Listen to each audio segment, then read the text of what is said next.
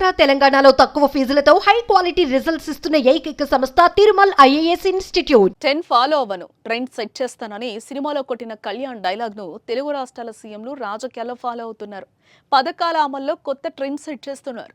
CM Chandrababu ఆ కొత్త trend ను తాజా రాజకీయాల్లో మొదలు పెట్టగా సీఎం రేవంత్ రెడ్డి దాన్ని ఫాలో అవుతున్నారు. ఇంతకీ ఏంటా ట్రెండ్?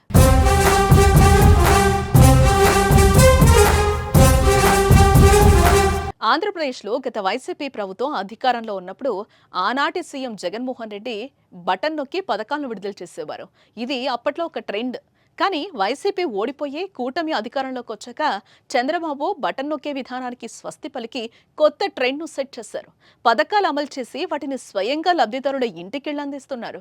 ఎన్టీఆర్ భరోసా సామాజిక భద్రత పింఛన్ల పంపిణీలో చంద్రబాబు పాల్గొన్నారు. గుంటూరు జిల్లా పెనుమాకలోని ఎస్టీ కాలనీలో ఉదయం 6 గంటలకు వెళ్లి స్వయంగా ఆయనే లబ్ధిదారులకు పింఛన్ అందజేశారు. బాణావత్ పాములు నాయకు కుటుంబం చంద్రబాబు చేతుల మీదుగా పింఛన్ తీసుకుంది.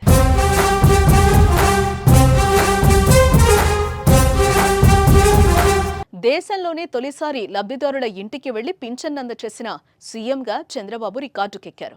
ఇలా మొదటి తేదీనే ఏదో ఒక జిల్లాకు వెళ్లే స్వయంగా పెన్షన్ పంపిణీలో చంద్రబాబు పలుమార్లు పాల్గొన్నారు. దీపం 2.0 పథకంలో ఇదే పంథాను కొనసాగించారు. శ్రీకాకుళం జిల్లా ఇచ్చాపురం మండలం ఈదుపురంలో శాంతమ్మ అనే మహిళ ఇంటికెళ్లి ఆమెకు ఉచిత గ్యాస్ సిలిండర్ను అందించారు. ఇలా పథకాల అమలు పంపిణీలో కొత్త ట్రెండ్కు సీఎం నాంది పలికారు.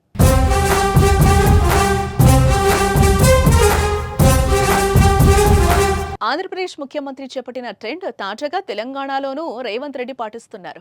తెలంగాణ రాష్ట్ర చరిత్రలో ముఖ్యమంత్రి హోదాలో ఓ సామాన్య కుటుంబం ఇంటికెళ్లి నేలపై కూర్చొని దాఖలాలు లేవు. కానీ రేవంత్ రెడ్డి భద్రాద్రి కొత్తగూడెం జిల్లా పర్యటనలో భాగంగా సన్నబియ్యం లబ్ధిదారుడి ఇంట్లో భోజనం చేశారు. ఆదివారం ఉదయం భద్రాచలంలో నిర్వహించిన సీతారాముల కళ్యాణోత్సవానికి హాజరైన ముఖ్యమంత్రి స్వామివారికి పట్టు వస్త్రాలు, ముత్యాల తలంబ్రాలు సమర్పించారు. అనంతరం సన్నబియ్యం లబ్ధిదారుని ఇంట్లో భోజనం చేశారు.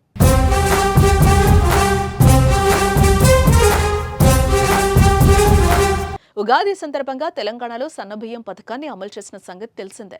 రేషన్ కార్డుదారులకు సన్నబియ్యాన్ని అందిస్తున్నారు. ఈ నేపథ్యంలోనే సారపాకలో ఉంటున్న బూరం శ్రీనివాస్ ఇంటికి వెళ్లి అన్నం తిన్నారు. నేలపైన కూర్చొని ఆయన భోజనాన్ని ఆరగించారు. సీఎంతో పాటు డిప్యూటీ సీఎం భట్టి విక్రమార్క, మంత్రులు పొంగులేటి, తుమ్మల కూడా భోజనం తిన్నారు. ఇలా పథకం అమలయ్యాక నేరుగా లబ్ధిదారుడి ఇంటికి వెళ్లి రేవంత్ రెడ్డి కూడా కొత్త ట్రెండ్ను ఫాలో అవ్వడం తెలంగాణ రాజకీయాల్లో చర్చ జరుగుతోంది. ఈ ట్రెండ్పై మీ అభిప్రాయాన్ని కామెంట్ చేయండి.